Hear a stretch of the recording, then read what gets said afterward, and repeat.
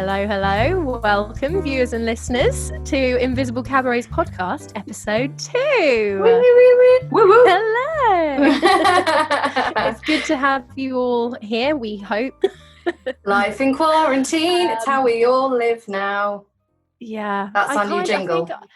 I feel like I've forgotten to have a conversation with real people. It's just not going to happen. Yeah, it's strange. Glitchy when I get out. We're all going to be like having conversations with people's noses because we're used to just looking under their eye line. Everyone's going to be like, my eyes are up here. Yeah, right. As with the previous episode, we have Ferrero, Rochelle and Rosie Verbose. Hello. You were going to do it. And Rosie Verbose. And today we have our extra special guest, the beautiful and incredibly talented Miss Mustardseed. Hello. I'm having that deep, guttural Emily Blunt response of like, blah, like. I think we all have that in the troupe pretty universally. When like someone finishes an act, it's like, that was amazing. You know, everyone's like gushing with praise and the person's just like, stop talking. Oh no, actually I'm not that good at all. Yeah. I don't know why I was up there. I'll just leave, don't worry. Do you want to do it next time? Yeah. In her day job, Miss Mustardseed is a nurse. So today's episode we will be talking about the cabaret with Miss Mustardseed and what it means to her, but we will also be talking about how this experience is for someone on the front line, a key NHS worker. And yeah, we're really excited to have you. And thank you so much for taking some time out of what I can predict is an incredibly busy week to talk to us. No, not at all. Thank you for having me. This is what I say about the cabaret generally, not just in the times that we're having now, is that it is such a valuable outlet outside of work. And, you know, more than once I've definitely felt sort of that classic insecurity because for those of us who haven't come to see our shows, a few of the troupe are full-time burlesquers. And both of you, you know, are also like proper performers that get paid to perform, whereas I think I got paid £50 to sing at a friend's wedding. I'm by no means a pro.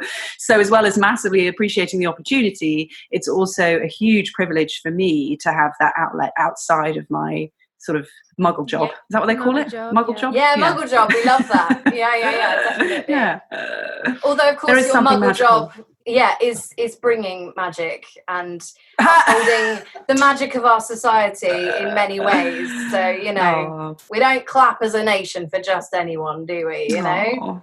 So, well, very much magic round the board. You're bringing out Emily Blunt again. It's going to be a disaster.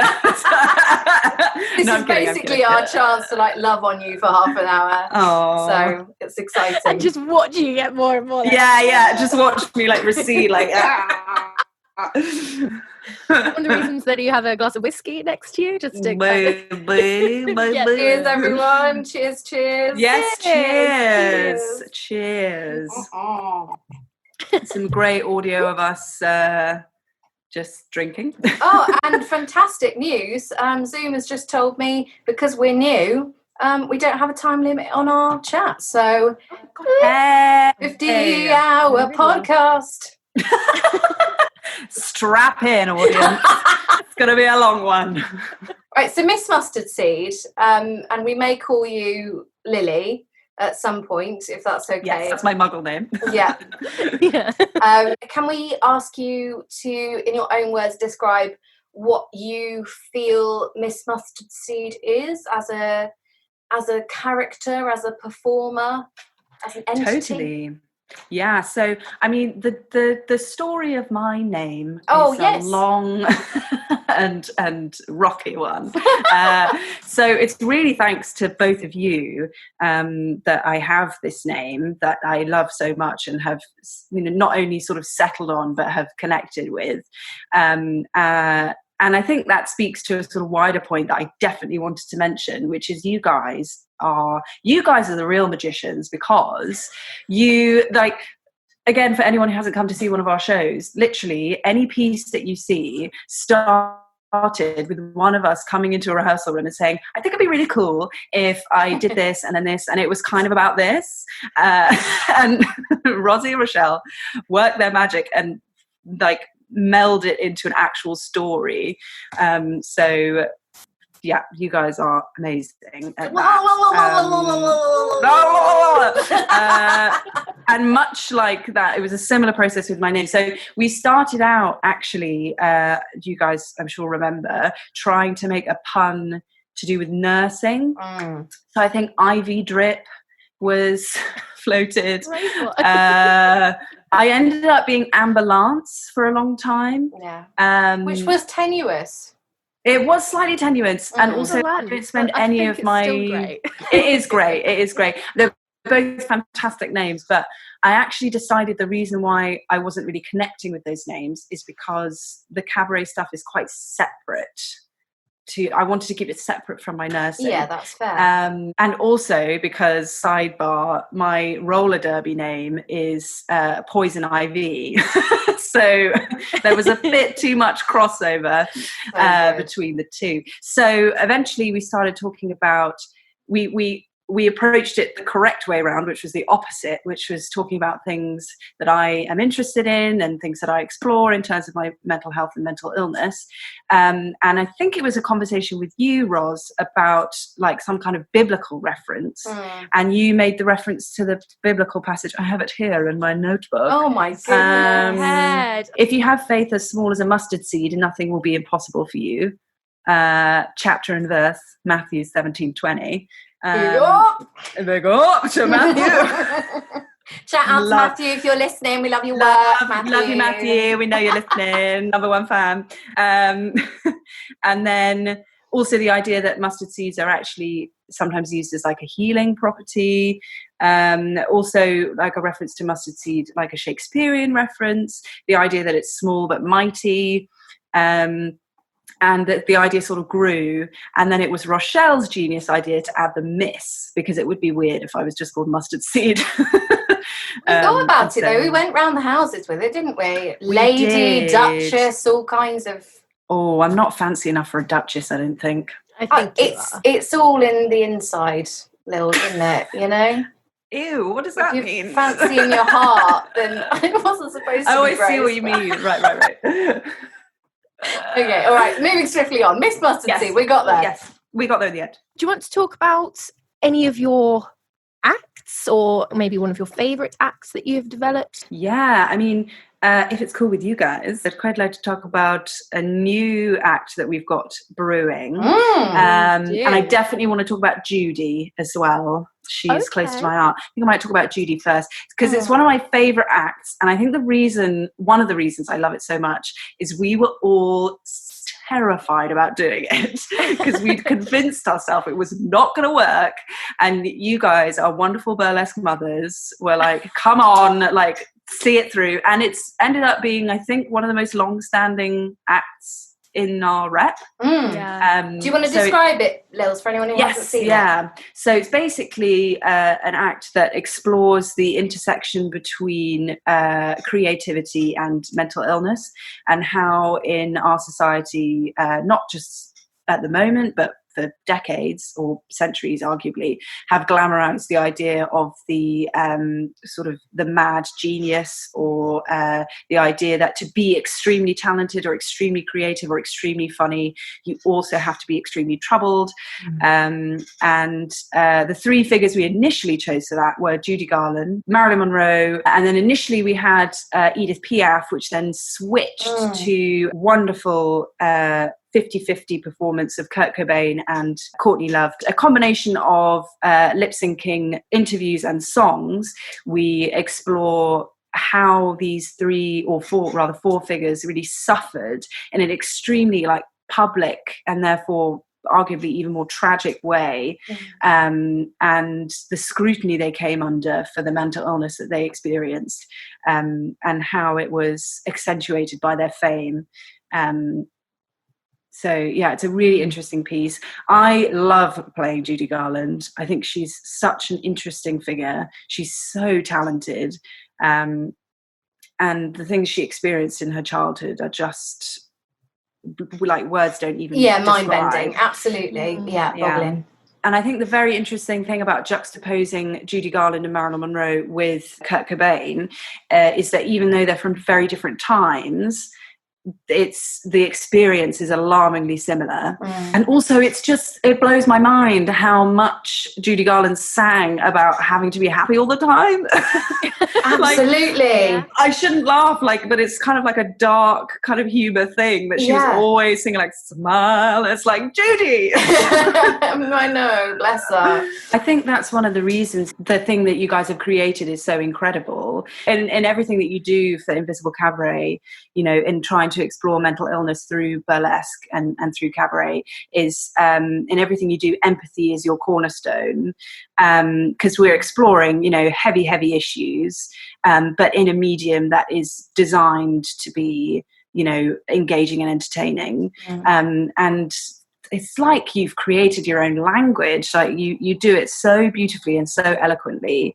And I know it sounds probably a bit balmy to people who haven't haven't seen a show, but clearly the medium, I think, works well as a vehicle for discussing these issues, because and I know you guys have as well, but I've had friends come to me saying that they've worked through things as a result of seeing something, or as well as just opening up the conversation. I think you guys have started to go further than that.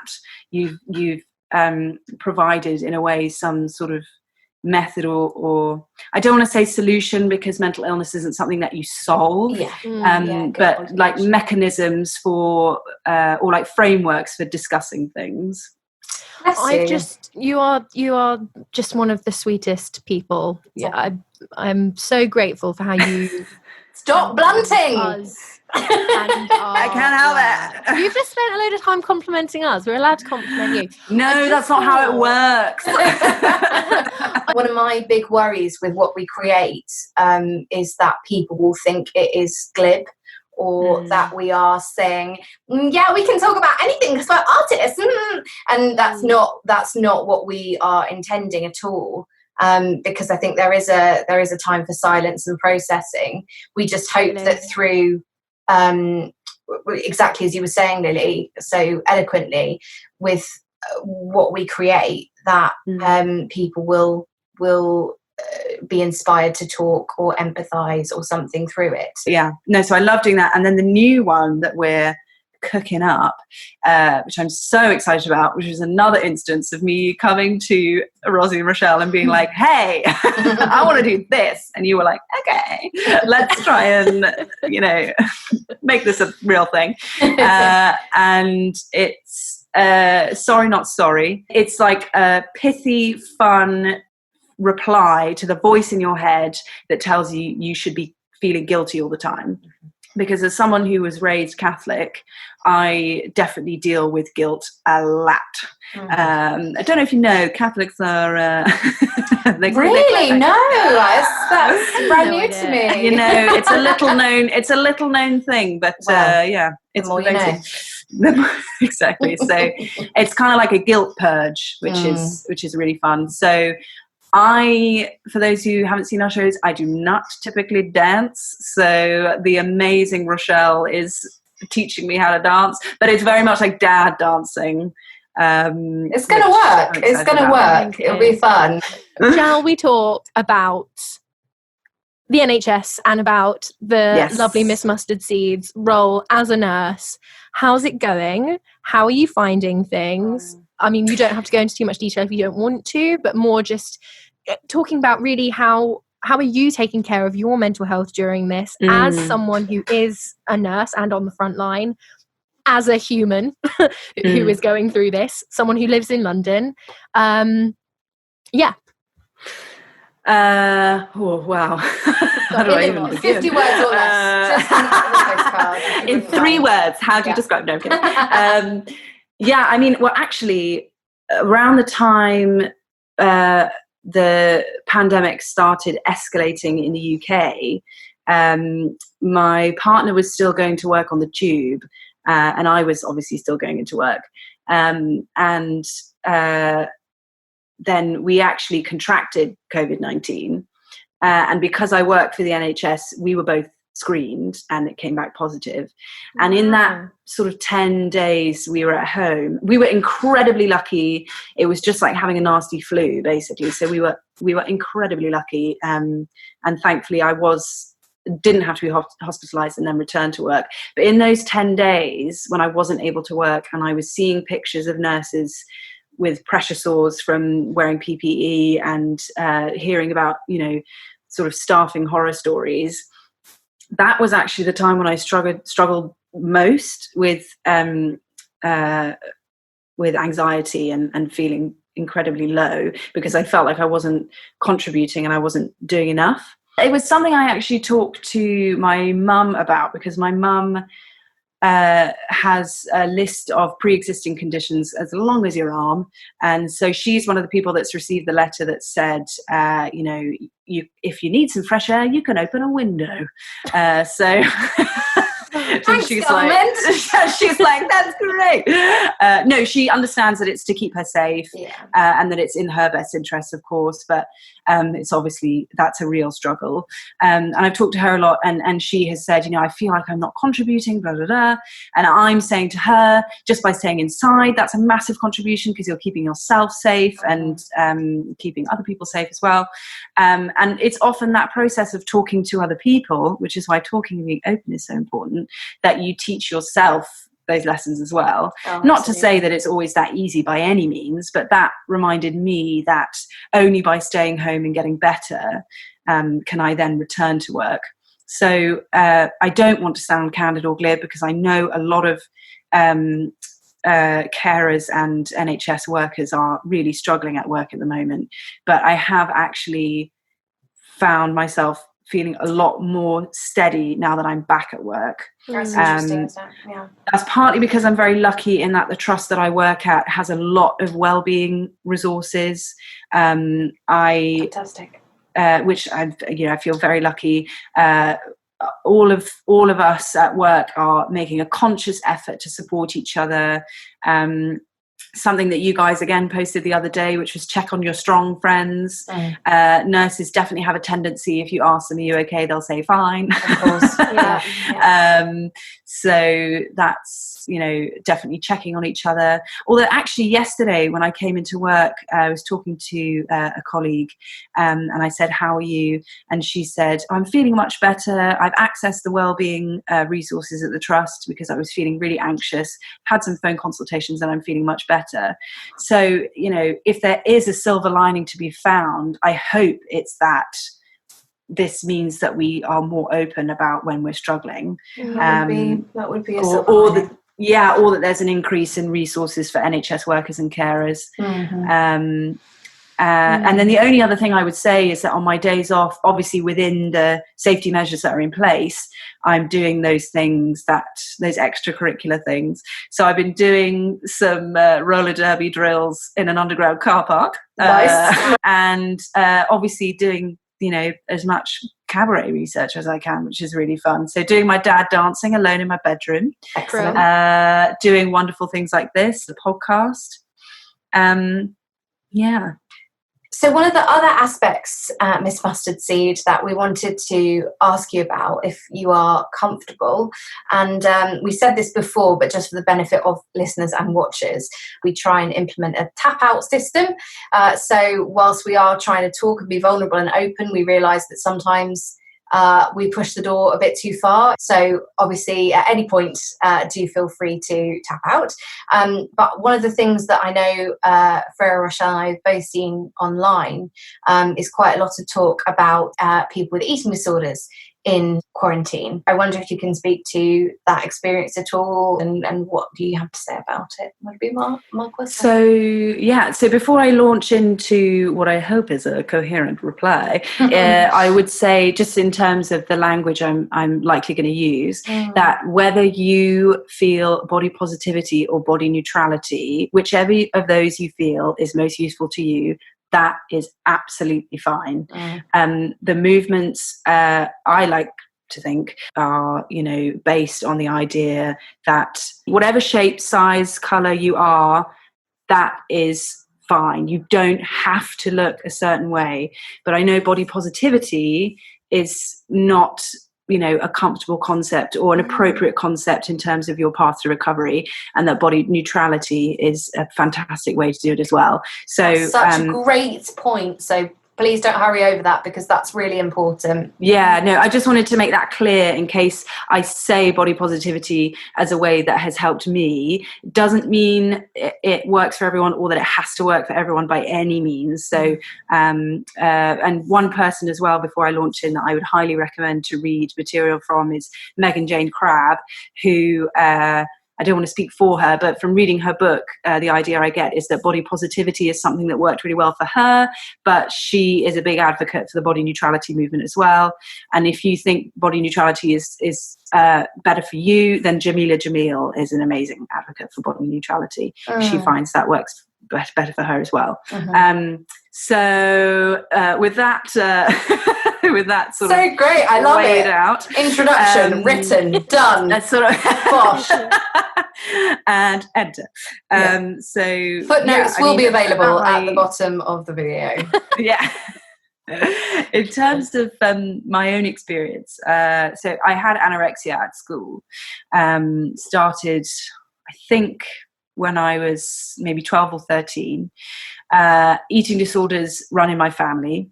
So, in retrospect, it wasn't a huge surprise, because I am of the thinking that they are contagious as well.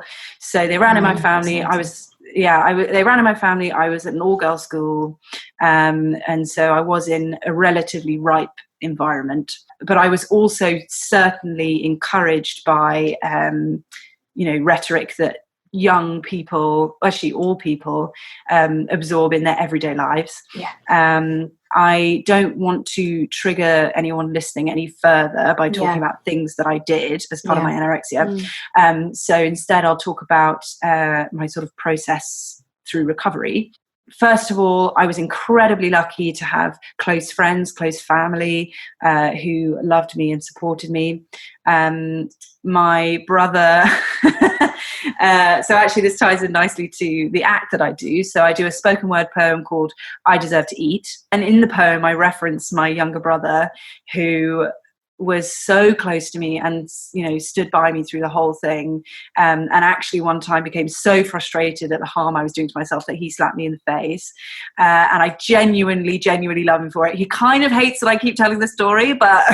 Other modes of getting through to people are available. Yes. I do not advocate physically hitting people who are close to you that have eating disorders, but I do love telling that story, because it's important to remember as well that eating disorders, they affect the people around you as well. And this was a really important thing for my recovery, was that initially the sort of thought process I was going through is that I was trying to snap myself out of the anorexia through guilt. So I was saying, I'm making the people who love me miserable. I'm so ungrateful, etc., etc. But that doesn't work. No. Guilt doesn't work. And the turning point for me, really, and this is not to say, this is not prescriptive. This is not to say this is what has to work for you. And it's not like some miracle thing that happens overnight. But for me, it was a process of gratitude and developing a relationship with my body, where I could be sort of grateful for the fact that it was keeping me moving and getting me from A to B. That's definitely a thought process that is riddled with complications, because it is potentially quite ableist. So if you are disabled and have an eating disorder, that must, I can't even imagine, that must be really complicated and really hard.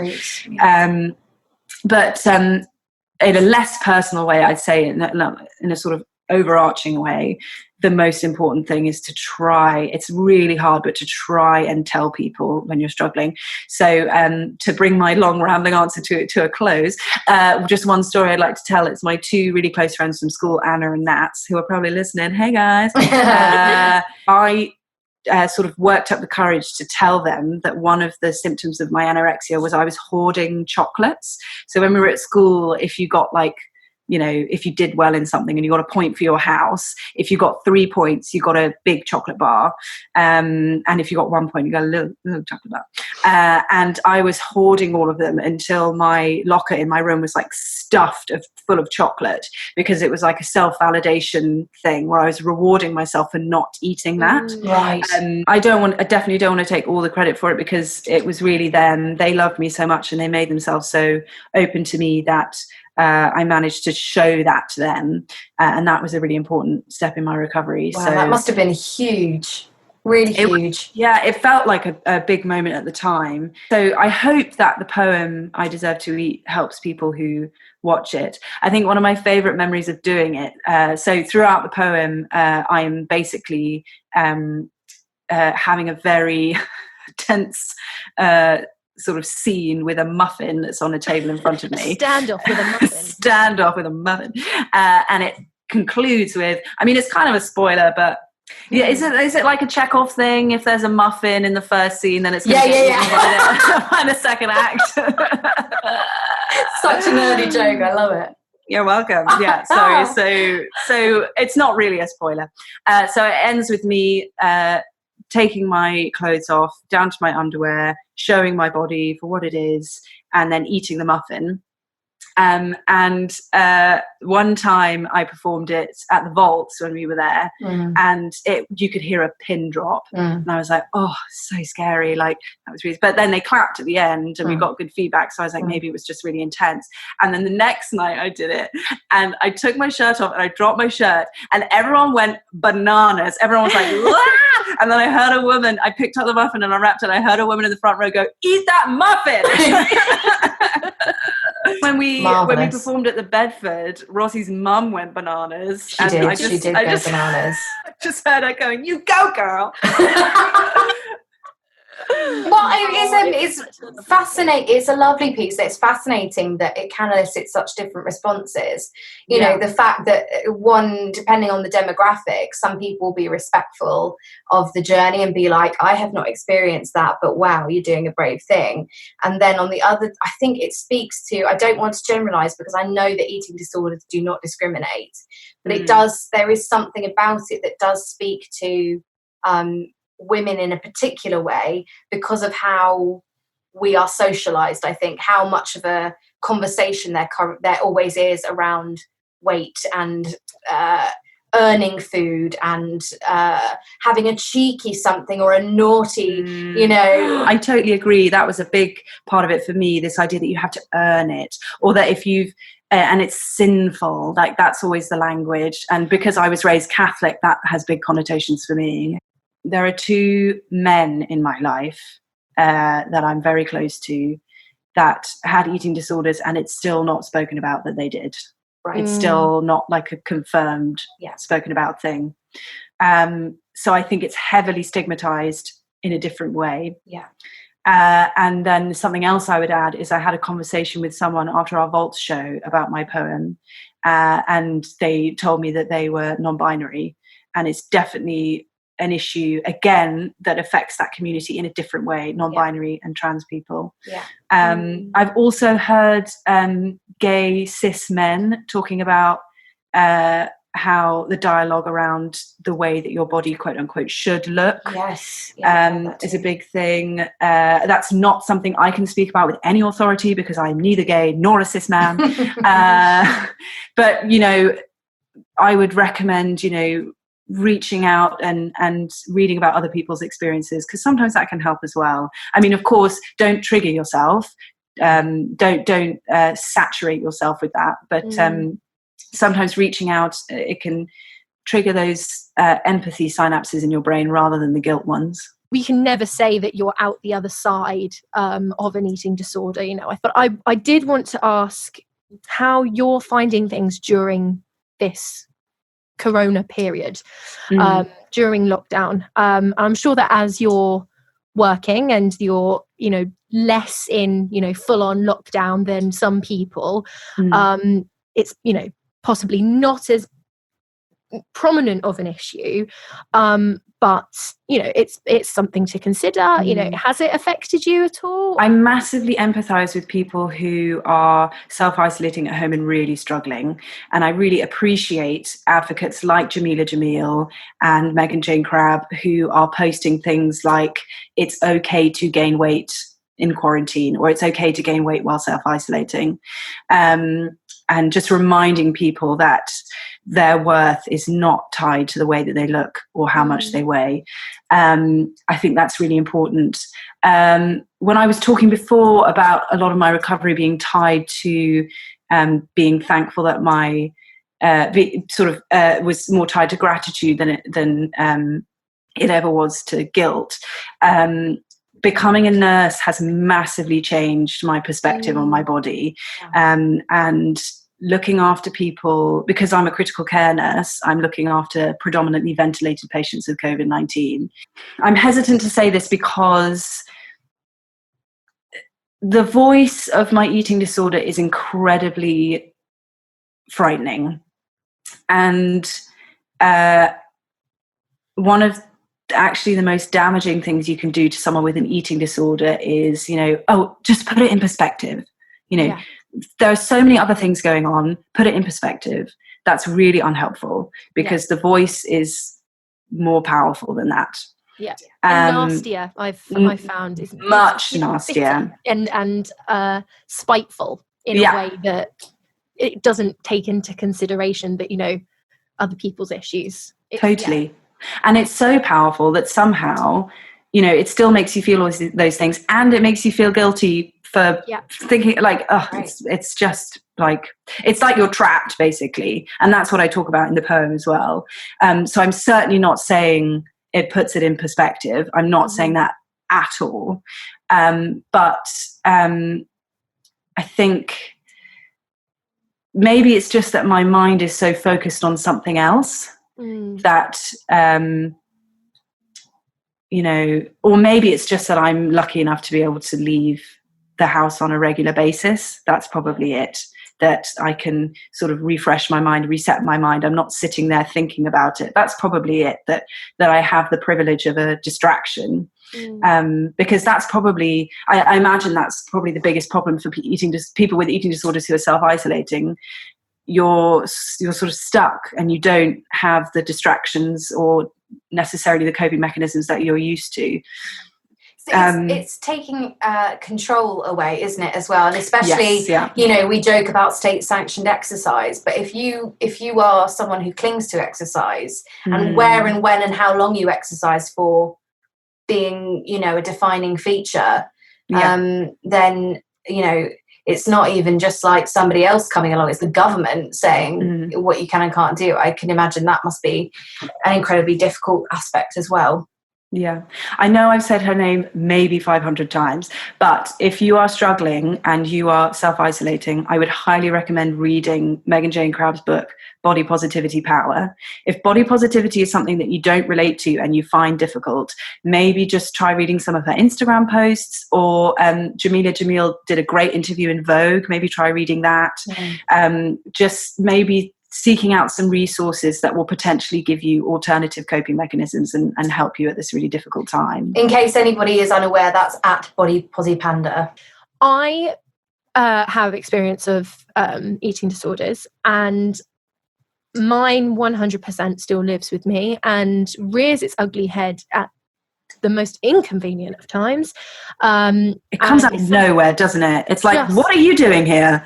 It's awful, and it's really, really bad at the moment. And I won't go into it too much, but what I will say is, whilst I completely agree that there are certain people online that you should look to who are inspiring, who are, saying all the right things and providing help wherever they can and however they can in really positive ways, I personally find it incredibly overwhelming whenever I see something online that Body Posi Panda, or not naming names, but when I see people who are doing all of these wonderful things, I feel like, why can they do it and I can't? Why can they see all of these? It's a lot of pressure. I can't.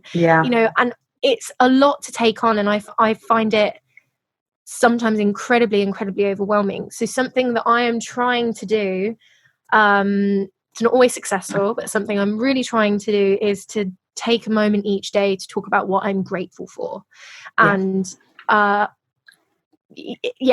a really almost selfish way, you know, bringing it back to me and something that I can control and that I can talk about and that is my experience, rather than comparing myself to others, which is my biggest issue, especially in a time like this when, you know, I totally agree, Rochelle, because social media, it's so much pressure.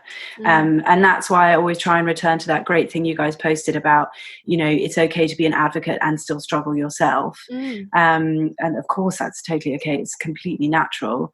And one thing I would add as well is that I think a lot of people's recovery is impeded by stuff that is still happening in healthcare. There's a lot that we still need to change in the NHS around weight. And I'm actually doing, well, it's been postponed now for obvious reasons, but hopefully later this year we'll recommence a nutrition project about views around the BMI tool. Fantastic. Yeah, because it's just... Can I tell a quick story? Yeah, it's please. Not the one. Yeah. So, like, I was at, and this relates to what you were saying, Rochelle. It's which was very, very true. I went to the GP, and it wasn't even about. I think I was just getting a repeat prescription, but he just weighed me anyway. I think just to update the records. And thankfully, I'm okay with getting on a weighing scales now. But if he'd seen my notes and seen that I had anorexia, there are some people who just have to cut weighing scales out of their life. So I got on the weighing scales and felt fine. I put it on the system, and he said, "Oh, and just be careful because you're creeping towards the overweight category." And like that's. And thank God I knew what to do. I left, I called my partner, I think I texted both of you. So I was lucky to have that support system. But, you know, I really want to change that. I'm passionate about changing that. Man alive. And it's so wonderful that you can use that anger to fuel something, you know, that's going to make... Yeah. And I wasn't angry at the GP necessarily. I was just angry at the system through which we've been educated. And that is one of the reasons why recovery is so difficult, I think, Rochelle. I don't think you need to put all the pressure on yourself to say, like, why am I not better? Why aren't I like these people on Instagram? It's not... You know, you're not the problem. It's lots of external environmental things as well. So be kind to yourself, honey.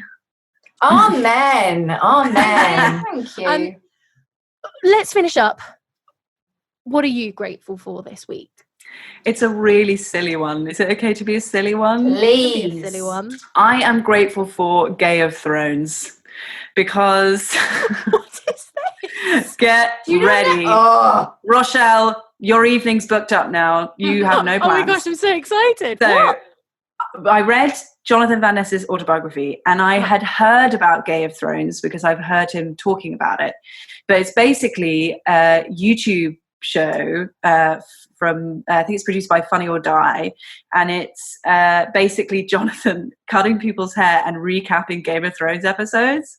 And it's so funny. All the characters have different nicknames. So like, and I don't even watch the show, and I find it funny. So I don't watch the show, so that's the thing. That's good. Okay, you'll still find it funny. I do, and I found it funny. So you know, all bases covered. Exactly. Great. It's for all audiences. He calls Daenerys Christina Aguilera. Like everyone has a ridiculous nickname. Like people recapping things in like a funny way, and they're just small 3-minute segments per episode, and they are so it's a very quick way to catch up if you ever need to. If you want to just start on season 7, just get Jonathan to fill you in. Honestly. So I know that's a bit of a silly one, sorry, but I'm grateful for that. If that's what's getting you through the week, more power to you. I also, not to put, you know, a meaning on everything like I blooming always do, but I think it is classic Ross. I know, look at me making a metaphor out of it. I think it's great that we are talking about the fact that silliness is not just silly. It can actually be the thing that gets us through. Yeah. And there is nothing wrong with that. That's all I'm going to say. I'm not going to, you know, prose about it. I'm just going to say that. I look forward to the 16-verse poem about this tomorrow on Instagram. I'm very excited. I feel red for Phil. If anyone's not seen it, actually, Rosie Verbose has been doing, is it daily or weekly? It was daily, but she's fallen rather behind. And she's done it as a mental escape rule. Escape rule, yeah. I've been doing it as a mental health exercise that I've fallen behind, and I am not beating myself up about it. Good. I will join back in when I am ready and when I feel like it. Yes. Okay, I love that. Yeah, good for you. I'm the same with ukulele. I've told myself I was going to play it every single day as a way to, make myself feel better and to clear away mental fog, and I've fallen behind on it. So, but that's fine, and I'm not going to get angry about it. It's fine. You just hear all that bump, don't you, about, well, if you haven't learned a language in this time, or you didn't lack time, you lacked discipline. Oh my God. The main thing is not to put too much pressure on yourself, because the temptation is to be like, at 6 o'clock I'm going to get up and do an hour and a half of Latin, and then I'm going to go on my exercise bike, and then and all of it, and then I'm going to make 3 cakes, and it's like, take it easy. There is definitely there's so much worth in giving yourself a schedule, or giving yourself a vague idea of a structure. But I think me and my school friends were talking about this. Shout out to my school friends if any of you are listening. We were talking about this literally today. There is such worth in having a structure, but you can't beat yourself up if it doesn't fall. Totally. If it ends up falling apart, you've got to. It's little victories. I think that's what we were saying. Really, is that you can set yourself goals, but don't punish yourself. Yeah. Don't use it as a rod to beat yourself. Yeah, exactly. Absolutely. Yeah. What is Rosie Verbose grateful for this week? What am I grateful for? I should have prepared this in advance, because now I'm going to have to think on the fly. I am grateful for being at home and being cooked for by my dad, who is a very good cook. Last night we had sausage, egg and chips. And he just, I don't know what it is, but he just makes it in a way that's just like, I could eat this until I die. But obviously not as in like I'll die from eating it. I just mean like every day. Oh, right. Okay, that makes more sense. Yeah. I could eat this my whole life might have been the... That's what I was going for, yeah. So yeah, I've been liking being cooked for. And and I'm grateful for what was, and it's now gone, but what was some lovely passion fruit gin from our friend Jonathan. From Judy Swench. Ferrero Rochelle. What are you grateful for this week? Well, I am grateful for things such as Zoom, Skype, Google Hangouts, WhatsApp video calls. I previously would have hated this kind of thing. I'm a very, very social person. But I have, my friends know this so well, I have the lowest cringe threshold imaginable, and I cannot bear awkward silences. I just can't deal with it. So to have to rely on technology to, be so important in my, social interactions, and where there is the occasional awkward silence when people drop in and out of video calls. You're welcome. I used to just be like, no, I'd rather just not. Can we just talk on the phone? Can we just do a voice note? Like, I don't like it. And also, I don't particularly find the angles very flattering. Rosie Verbose said we have had this conversation privately. I find it very difficult to look at my own face. But this weekend, my family, my parents, my brother and sister-in-law, and my boyfriend, we were all meant to be going to Bruges on a family holiday, and obviously it's been cancelled. But tonight we are going to be having a virtual Bruges trip, so we're going to all talk on, I think it's going to be WhatsApp video call. We've all been given tasks of finding Belgian beers and Belgian food, and we're going to have a really nice catch up, and I'm so grateful that we actually are able to do that. I just think it's going to be lovely, and it means that we're not just sitting at home this weekend being like, we should be in Belgium. And actually we're going to be spending time together.